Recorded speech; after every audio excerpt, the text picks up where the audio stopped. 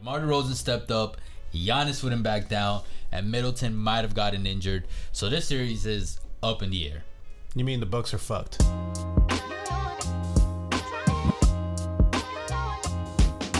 Now I know you're talking shit right now because they're definitely not fucked. With Middleton down against the Bulls, I wouldn't say that. Now against a different team, possibly. You know, that's their clutch man. That's their go-to scorer in pressure moments. Not to mention he does a lot for that squad as well. But with against the Bulls, nah.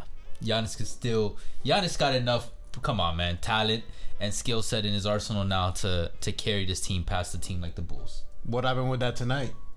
One game, bro. In their house. One game. In their house. That I can't say nothing about that. Exactly. But, so shut the fuck up then. Nah, sometimes I'm sure they didn't expect the Bulls. I mean, actually I can't say that. For sure the Bulls, expect them to come back with a fight. But maybe they didn't expect them to come back with this. I don't think they expected DeMar to put up 41 points. I don't think they expected Middleton to go down. I mean, the Middleton thing, they weren't expecting that. The DeMar thing, 41 points. That's kind of expected, man. DeMar is a walking bucket. He's a walking bucket. He doesn't average 40 points. Can't say you expect that. Averages in and the after last game too. Okay, Andrade, you don't average in the high 20s. If you don't got a couple of 40-point games in you, like more than a couple. Mm-hmm. DeMar, like he's been doing it throughout his whole career, like playoff.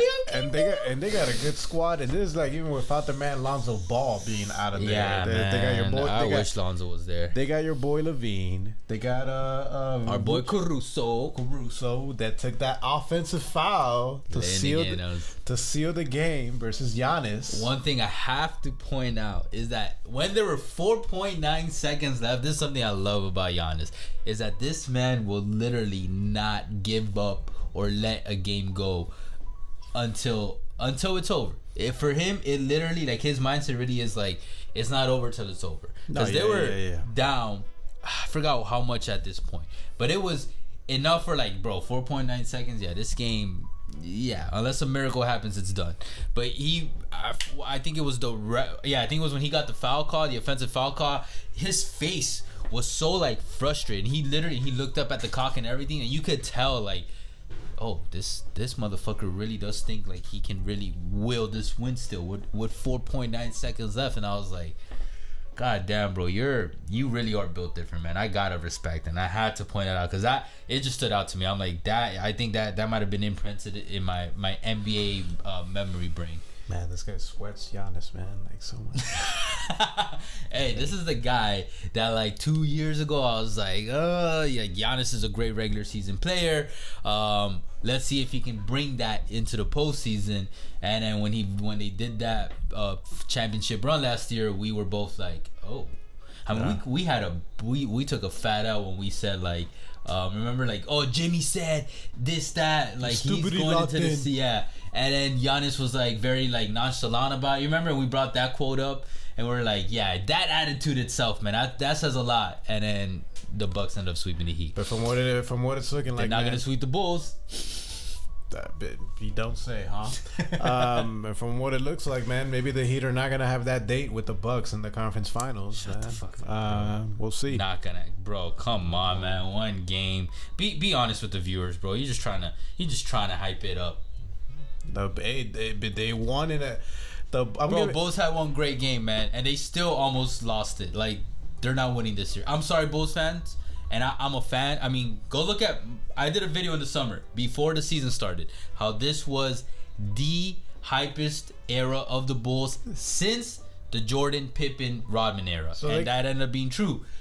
So you're telling. Just know I'm saying that so you guys don't think I'm a hater or anything. But I'm sorry, against the Bucks, it's just not happening. So make this make sense. So you're telling me that the Bulls now they have home court advantage with this win. You're telling me they have no chance? Did I say no chance? I ain't say no chance. Yo, relax, Skip. Relax, Skip. It's looking like that, man. Like the way. But you're gonna tell me you don't expect the Bucks to steal one at home? I expect the Bucks to steal one in Chicago. I mean, watch out, Shot. I mean, if Middleton is out, it's not gonna be easy. Look, Middleton out, it means Holiday, Matthews, Portis. Wesley Matthews. That's another thing about it as well. Portis is out as well. Step up. Because he was out for this game as well because of he got out of this game because of the lacerated eye as well. So they lost Portis and they lost Middleton. It's a little eye thing though, man. That's a little eye thing, man. Eye thing. LeBron got an eye thing. He came back in the game. People come back in the game from a little eye thing. Yeah, where's LeBron right now? He's sitting his ass at home. That's where he's 37, bro. Give him some fucking. I just sounded like a mad hard LeBron defender. Anyways, man, before this becomes a LeBron episode, it's how about some you know we not that biased. We're not that biased. Let's, but LeBron should have gone to Chicago. What? Anyways, man, let's talk about some BTD's stats time before this man goes up. Let's crazy. start with the Chicago Bulls. DeMar DeRozan, 41 points, plus 2 on the floor, 2 blocks, 1 steal, 4 assists, 7 rebounds, 9 of 9 from the free throw, 0 of 2 from the 3, but he summed it up with 16 of 31 from field goal.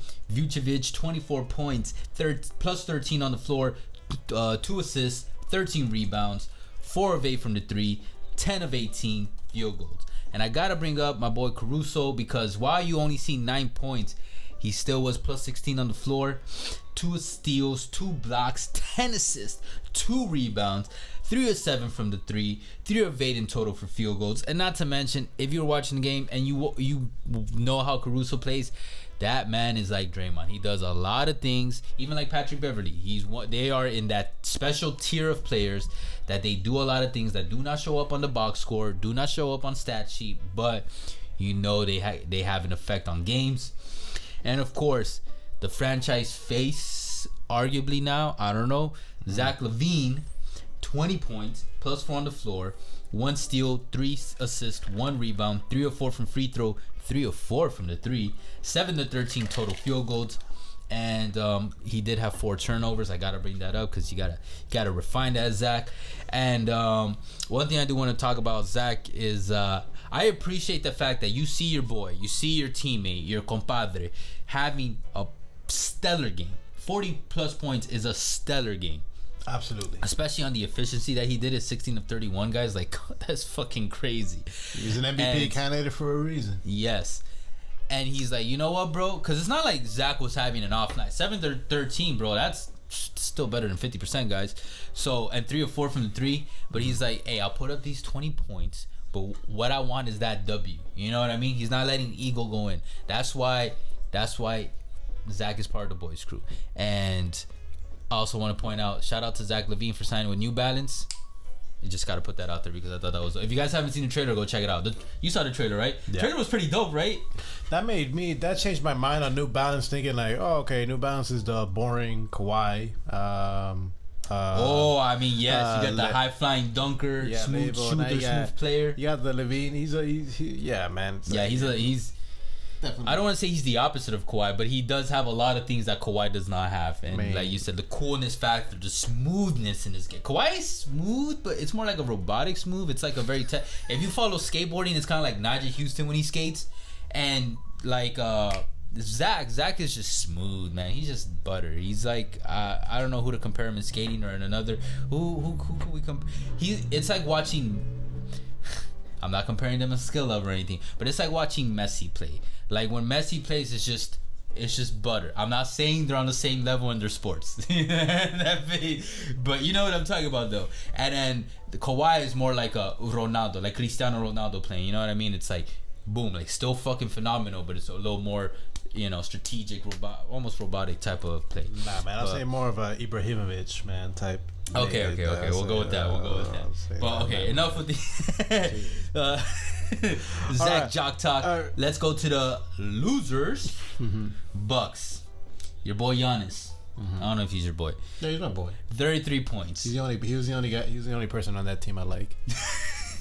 Plus 1 on the floor, 1 steal, 2 blocks, 9 assists, 18 rebounds, 11 of 18 from free throw, 0 of 2 from the 3, 11 of 20 total field goals, and he also did have 3 turnovers. Got to bring that up. Khris Middleton, we're talking about 4 turnovers. Even before he got out, this man had stacked up 4 turnovers.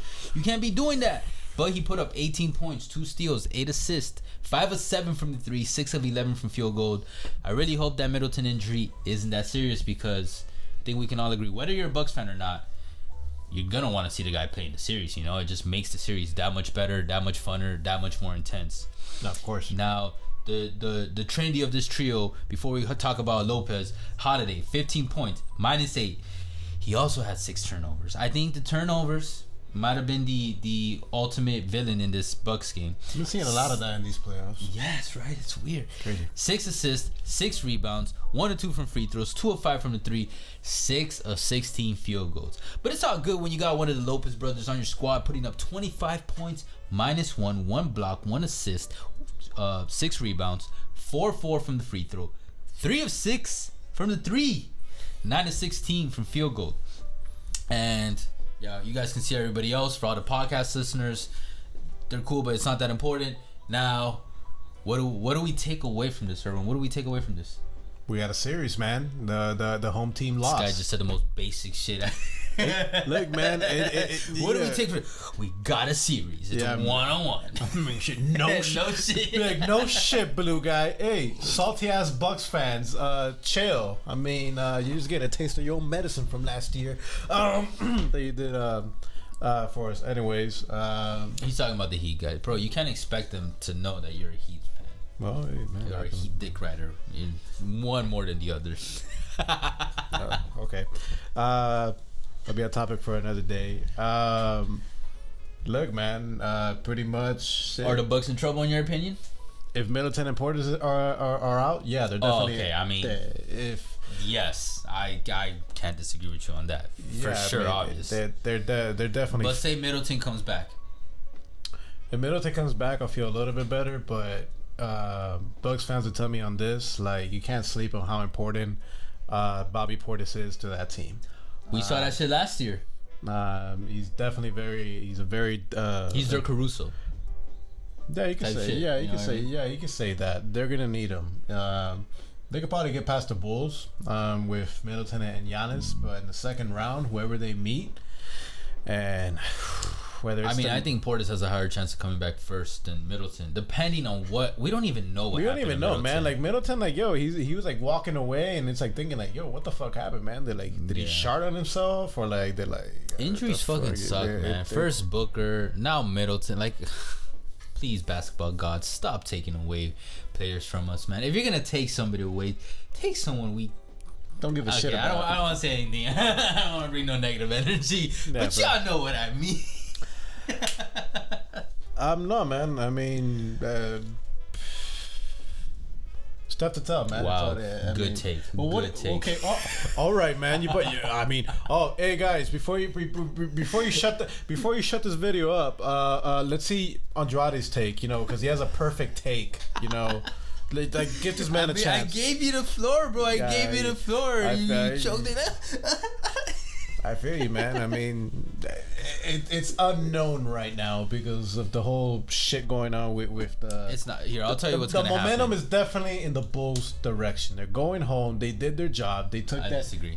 What do you mean you disagree, man? Like usually, and if you guys have been following, I'm big on momentum. Momentum is big in sports. Like, do you see how quiet it was there? Like in the Bulls, man, they sapped that energy out of the arena. Yeah, but for this game, and the way that the Bulls won this game.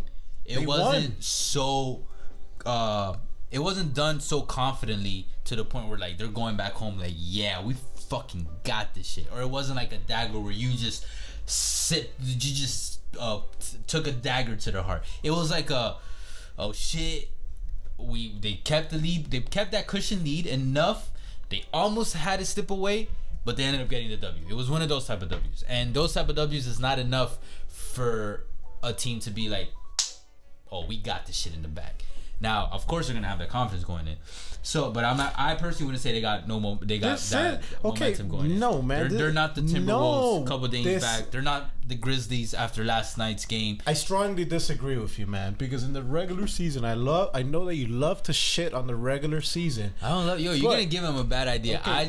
You shit on the regular season. Like I judge the regular season with a big grain of salt. There you go. The Bulls were 0-4, whereas the Bucks. this year. Yo, the Bulls were like, what was it, 2 and something against like all the top East teams. That so shit was disgusting. You're telling me, I'm not saying this came out of your mouth, but I'm understanding that. I think you're kind of telling me that this shit didn't mean shit for them. They went to the Bucks, a team that they have lost 5 times, regular season in game 1, and they just got. They stole a game on the road in the playoffs when things count even more, and you're telling me, all right, let me ask you a question. Middleton doesn't go down. You still think they win this game? No, yeah. I mean, but I get you, but that's a what if. I mean, shit. Yeah. Middleton was playing like ass either way. Like ass? What? Did you not hear the BTD stats, bro? Did you see those turnovers? 6 of turnovers are bad. Exactly. But hey, you can make up turnovers unless you're Russell Westbrook by just having a good game. 6 of 11, 5 of 7 from 3, bro. Come on, man. I don't give a fuck if you stack up 6 turnovers. I'm not gonna say 10. Okay, man. I want to see where your teammate grade is. You know Middleton is clutch. So this game went down to the wire.